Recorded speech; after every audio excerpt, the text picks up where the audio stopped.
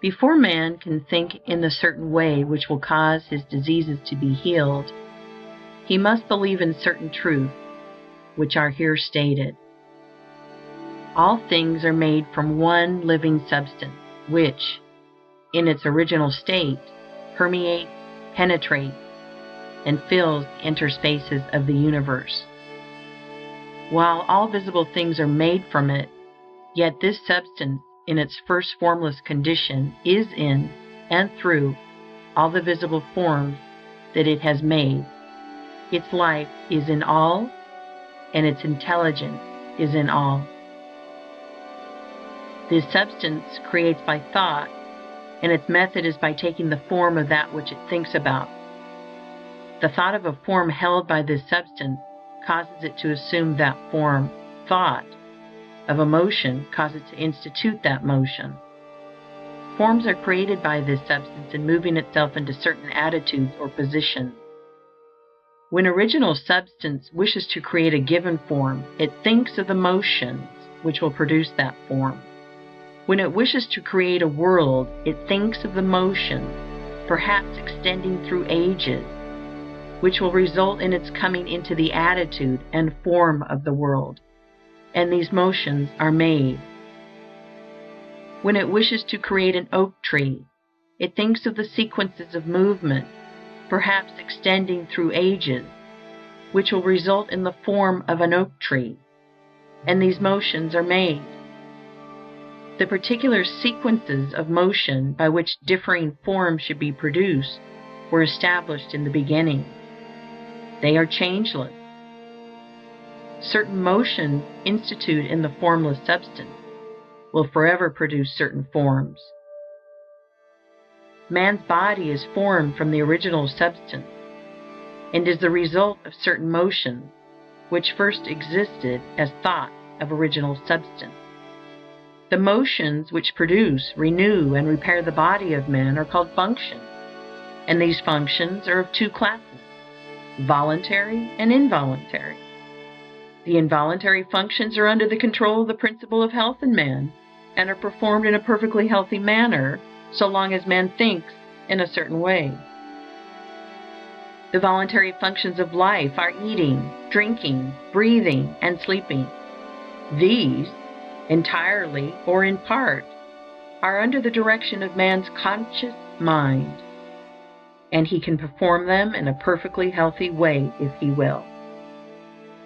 If he does not perform them in a healthy way, he cannot long be well. So we see that if man thinks in a certain way, and eats, drinks, breathes, and sleeps in a corresponding way, he will be well. The involuntary functions of man's life are under the direct control of the principle of health, and so long as man thinks in a perfectly healthy way, these functions are perfectly performed, for the action of the principle of health is largely directed by man's conscious thought affecting his subconscious mind. Man is a thinking center, capable of originating thought, and as he does not know everything, he makes mistakes and thinks error. Not knowing everything, he believes things to be true which are not true. Man holds in his thought the idea of disease and abnormal functioning and conditions, and so perverts the action of the principle of health, causing disease and abnormal functioning and conditions within his own body. In the original substance, there are held only the thoughts of perfect motion, perfect and healthy function, complete life. God never thinks disease or imperfection, but for countless ages men have held thoughts of disease, abnormality, old age, and death, and the perverted functioning resulting from these thoughts has become a part of the inheritance of the race. Our ancestors have, for many generations, held imperfect ideas concerning human form and functioning, and we begin life with racial, subconscious impressions of imperfection and disease. This is not natural or a part of the plan of nature. The purpose of nature can be nothing else than the perfection of life. This we see from the very nature of life itself. It is the nature of life to continually advance toward more perfect living. Advancement is the inevitable result of the very act of living. Increase is always the result of active living. Whatever lives must live more and more. The seed lying in the granary has life, but it is not living. Put it into the soil, and it becomes active, and at once begins to gather to itself from the surrounding substance, and to build a plant form. It will so cause increase that a seed head will be produced containing 30, 60, or 100 seeds, each having as much life as the first. Life by living increases. Life cannot live without increasing, and the fundamental impulse of life is to live. It is in response to this fundamental impulse that original substance works and creates. God must live, and He cannot live except as He creates and increases. In multiplying forms, He is moving on to live more. The universe is a great advancing life, and the purpose of nature is the advancement of life toward perfection, toward perfect functioning. The purpose of nature is perfect health. The purpose of nature, so far as man is concerned, is that he should be continuously advancing into more life and progressing toward perfect life, and that he should live the most complete life possible in his present sphere of action. This must be so, because that which lives in man is seeking more life.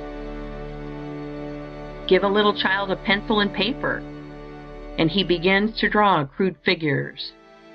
That which lives in him is trying to express itself in art. Give him a set of blocks, and he will try to build something. That which lives in him is seeking expression in architecture. Seat him at a piano, and he will try to draw harmony from the keys. That which lives in him is trying to express itself in music. That which lives in man is always seeking to live more. And since man lives most when he is well, the principle of nature in him can seek only health. The natural state of man is a state of perfect health, and everything in him and in nature tends toward health. Sickness can have no place in the thought of original substance, for it is by its own nature continually impelled toward the fullest and most perfect life, therefore toward health. Man, as he exists in the thought of the formless substance, has perfect health. Disease, which is abnormal or perverted function, motion, imperfectly made or made in the direction of an imperfect life, has no place in the thought of the thinking stuff. The Supreme Mind never thinks of disease. Disease was not created or ordained by God or sent forth from Him. It is wholly a product of separate consciousness, of the individual thought of man. God, the formless substance, does not see disease, think disease, know disease, or recognize disease. Disease is recognized only by the thought of man. God thinks nothing but health. From all the foregoing, we see that health is a fact or truth in the original substance from which we are all formed, and that disease is imperfect functioning, resulting from the imperfect thought of men, past and present. If man's thoughts of himself had always been those of perfect health, man could not possibly now be otherwise than perfectly healthy. Man in perfect health is the thought of original substance, and man in imperfect health is the result of his own failure to think perfect health and to perform the voluntary functions of life in a healthy way. We will here arrange in a syllabus the basic truths of the science of being well. There is a thinking substance from which all things are made, and which, in its original state, permeates, penetrates, and fills the interspaces of the universe. It is the life of all. The thought of a form in this substance causes the form. The thought of a motion produces the motion. In relation to man, the thoughts of this substance are always of perfect functioning and perfect health.